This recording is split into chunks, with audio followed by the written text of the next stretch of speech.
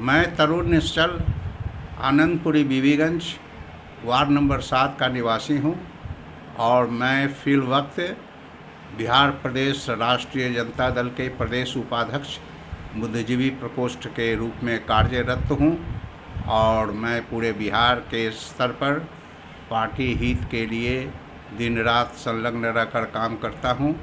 मैं साहित्यकार भी हूँ और लोक कविता का कार्य भी करता हूँ।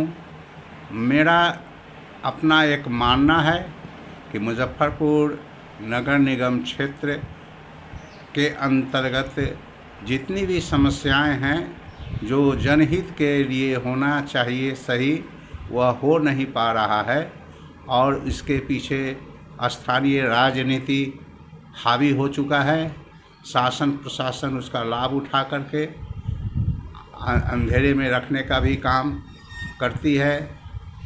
मैं इन तमाम बुराइयों से निजात दिलाने के लिए मैं महापौर के रूप में भावी उम्मीदवार बनकर आपके बीच आना चाहता हूं।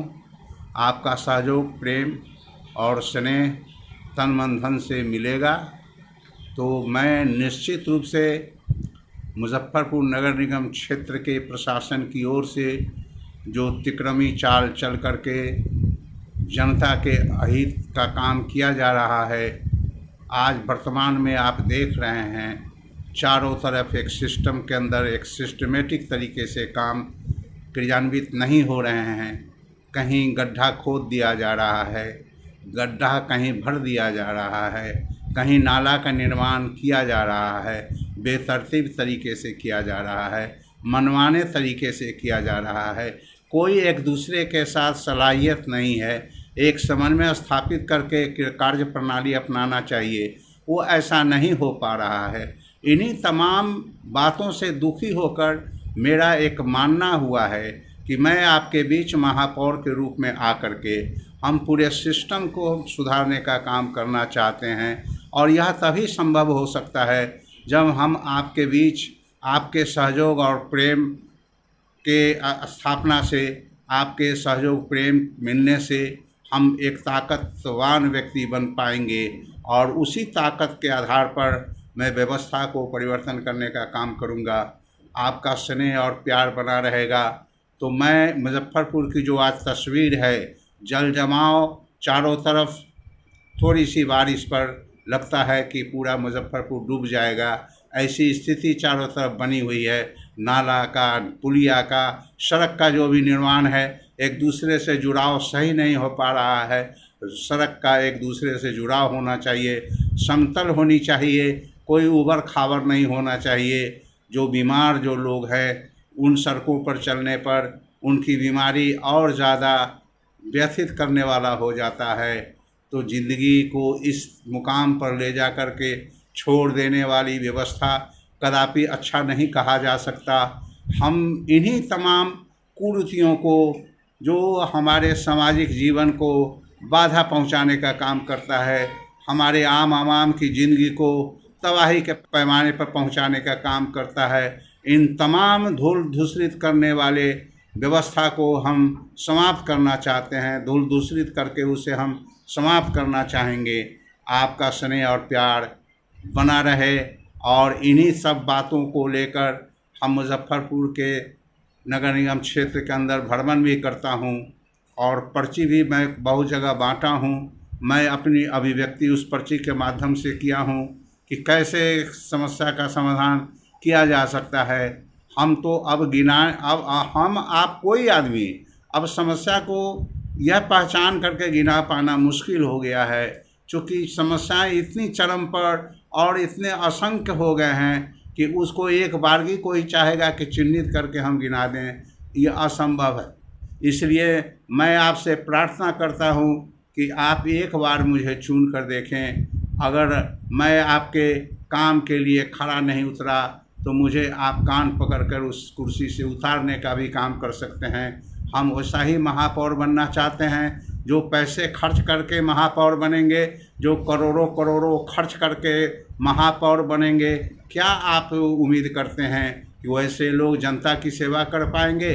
जो करोड़ों खर्च करेंगे वह 2, 4, 5 गुना ज़्यादा वसूलने का काम करेंगे। जो आपके लिए पैसे आते हैं, आपके विकास के लिए, आपके सुख सुविधा के लिए, आपके हर जीवन को रंगीन बनाने के लिए, सुखद बनाने के लिए जो व्यवस्थाएं आती हैं पैसे का, उसका बंदरबाट लोग कर लेते हैं। और कभी कभी आपको दिखाई भी पड़ता है उसी पैसे के बंदरबाट में स्थानीय प्रतिनिधियों का भी उसमें घालमेल होता है और किसी न किसी रूप में वो उजागर होकर के विभत्स रूप में भी सामने प्रकट होता है, जिसे हम आप सभी जानते हैं। इसलिए बंधुओं, आप कान खोल कर सुने, हम अगर कुछ कह रहे हैं उसको गंभीरतापूर्वक सुने और उसके मार्ग पर चलने का काम करें। हम समझते हैं कि हम ज़रूर इसमें सफल होंगे। हम एक अमन, चैन और शांति का वातावरण बनाकर नगर निगम क्षेत्र को सुखद बनाने का काम करेंगे और इन तमाम क्रियाकलाप को कार्य रूप देने के लिए हम अकेले चना भार नहीं पड़ता। कोई महापौर हो जाने से कोई कुछ नहीं कर सकता। हम हर क्षेत्र में अपना एक कमेटी बनाएंगे और उस वैसे लोगों की कमेटी जो हमें सलाह देंगे और उनके सलाह और सलाहियत के आधार पर जिस क्षेत्र में जहाँ जो समस्याएं होंगी उसका समाधान करने का काम किया जाएगा। उनके द्वारा जो रास्ते बताए जाएंगे, जो ज़रूरतें होंगी, उसको हम योजनाबद्ध तरीके से कार्य रूप देने का काम करेंगे। महापौर जी, आप राष्ट्रीय जनता दल के बिहार उपाध्यक्ष भी हैं, जेपी सेनानी भी हैं और लोक कवि भी हैं और अब जो है महापौर प्रत्याशी से मुजफ्फरपुर में आप खड़े भी होने वाले हैं। जगह जगह आप फील्ड में जा रहे हैं, मुजफ्फरपुर के तमाम ऐसे इलाके हैं वहाँ पे जा रहे हैं, रिएक्शन क्या आ रहा है जनता का? देखिए, हम तो घूम रहे हैं और लोगों के बीच जा रहे हैं। एक फर्स्ट तो ये कि जो पार्टी के जो लोग हैं वह तो पूरे दृष्टि रखते हैं, बोलते भी हैं कि सर हम आपकी तलाश, आप तो ऐसे व्यक्ति लगते हैं जिसकी चेहरा देखने से ही पता चलता है कि वो व्यक्ति कौन अच्छा है और कौन बुरा है। बात भी सही है। हर व्यक्ति जो बुरे होते हैं उनकी तस्वीर, उनकी निगाह, उनके चेहरे पर उसका परिलक्षण होता है और जो अच्छे लोग होते हैं उसका। तो हम ऐसा महसूस किए हैं कि अपार समर्थन की गुंजाइश बन रही है। सारे लोग मुझको सराह रहे हैं। सारे लोग कहते हैं कि सर आइए, हम लोग भी उगे हुए हैं, व्यवस्था से हम परेशान हैं, इस परेशानी से मुक्ति दिलाने का काम कीजिए, आगे बढ़ कर आइए सर, आप अपनी ताकत हम लोगों के लिए लगाइए। ये सब बात है ज़रूर और अच्छा हमको रिस्पॉन्स भी मिल रहा है, सकारात्मक जो है व्यवस्था हमको मिल रही है। कविता, आप एक कवि भी हैं, कविता भी लिखते हैं, तो कविता के माध्यम से आप क्या कहना चाहिएगा मुजफ्फरपुर के वासियों को? देखिए कि शहर की स्थिति बहुत ही नारकीय बनी हुई है, जगह जगह नाले खोदे गए हैं और आईआईटी टीम अभी दिल्ली, माफ कीजिएगा, पटना से आके यहाँ का तहकीकात कर रही है और बार बार ये कह रही है कि यहाँ की जो नाले का जो सिस्टम है और जो शहर का पूरा सिस्टम है वो पूरा तरीके से खराब है। तो कविता के माध्यम से आप क्या कहना चाहिए? हम तो यही कहना चाहेंगे कि बाबा साहेब भीमराव अम्बेडकर द्वारा रचित संविधान जो इस देश में लागू है, जिसके आधार पर पूरी व्यवस्था संचालित है, उनके जो धारा जो निकली है उस संविधान से कि गरीबों का उत्थान करो, गरीबों का उत्थान करो, जो अव्यवस्थित हैं उनका समाधान करो, समाधान नहीं तो सर्वनाश की स्थिति उत्पन्न मत करो। यह समाज अच्छाई के लिए बना है, दुराग्रह और बेईमानी के लिए नहीं बना है। ऐसे तमाम हालात को साधने का बाबा साहेब अम्बेडकर के संविधान ने किया है और उसका प्रतिकार नहीं, मैं समाधान चाहता हूं और उनके राह पर चलने का हम मुजफ्फरपुर को एक मुकाम देना चाहता हूं। इन्हीं दो शब्दों के साथ मैं आपके बीच अपनी बात रख रहा हूं और हम ये पूरे आश्वासन के साथ यह कहना चाहता हूं कि हमसे किसी को दुख तो नहीं पहुंचेगा, सुख ही सुख प्राप्त होगा। हम किसी को दुख देने का काम नहीं करते, हम एक से अनेक होने का काम करते हैं, हम अनेक से एक होने का काम नहीं करते हैं, हम लोगों को जोड़ कर चलने का काम करते हैं, हम लोगों को तोड़ने का काम नहीं करते हैं। आप शुरू से जनता के हित में लड़ते आए हैं, आवाज़ उठाते आए हैं जनता के लिए, हमेशा से आप उनके साथ खड़े रहे हैं। एक आंदोलन हुई थी, उस समय आप जेल भी गए थे, क्या हुआ था, क्यों वो आंदोलन हुआ था, किसके लिए हुआ था और क्यों आप जेल गए थे? देखिए, ये आज से 50 वर्षों का मेरा अपना इतिहास है। जब हम 9वीं वर्ग में पढ़ रहा था तो बेचन राय जी, जो समाजवादी विचारधारा के विधायक थे, उनके सानिध्य में, और साधु बाबू जो कुरहनी से रहे हैं, उनका भी सानिध्य मुझको प्राप्त होता था। और मैंने यह महसूस किया कि जो सामाजिक जो परिवेश में जो उतार चढ़ाव है, जो कमियां हैं, जिसकी वजह से समाज में बुराई व्याप्त है, उसको कैसे दूर किया जाए। तो एक मेरे जेहन में यह हमेशा बनी रहती थी जो बात, जब हम मैट्रिक के परीक्षा पास करने के बाद जब मैं इंटर में नामांकन लिया 1973 में, तो डॉक्टर राममनोहर लोहिया कॉलेज जो दीवान रोड मुजफ्फरपुर में है, उसी में मैं नामांकित था। जब मैं पढ़ रहा था तो चूँकि राममनोहर लोहिया जी के नाम पर वो था, समाजवादी विचार के बहुत बड़े वो व्यक्तित्व रहे हैं, और मैं उसी महाविद्यालय से अध्ययनरत भी रहा हूँ और वहाँ से पढ़कर आगे मैं ग्रेजुएशन भी किया हूँ। हम उसी संदर्भ में 74-77 जेपी आंदोलन हुआ। मैं बिहार यूनिवर्सिटी से बिहार छात्र संघर्ष समिति का मैं एक सदस्य के रूप में कार्यरत होकर के मैंने उसको कार्य रूप देने का काम किया और संघर्ष किया। हम अपने गरौल प्रखंड को एक अपना मुकाम बनाया, जो मेरा पैतृक प्रखंड था, और वहाँ से मैं संघनाद किया। कर्पूरी जी जैसे लोग, जब मैं सलाखों के पीछे बंद था भागलपुर में, तो हम उस कर्पूरी जी चूँकि मुझको बहुत मानते थे, और 1967-69 के संदर्भ में जब वह बिहार के उप मुख्यमंत्री भी थे, बाद में वो मंत्री बने 1978 में, तो उनके आवास पर भी मैं आया जाया करता था।